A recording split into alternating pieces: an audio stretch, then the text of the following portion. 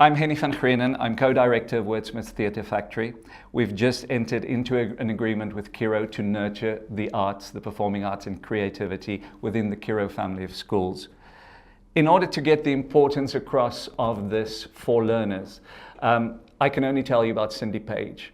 When I was a teacher, Cindy came to audition for me as a grade 8 girl. She did not really have a lot of talent. She couldn't really speak. By grade 9, we had remedied that and she started getting smaller roles. By grade 10, she started getting supporting roles. By grade 11, she started getting leads. And by grade 12, Cindy Page was elected by her peers to be head girl of her school.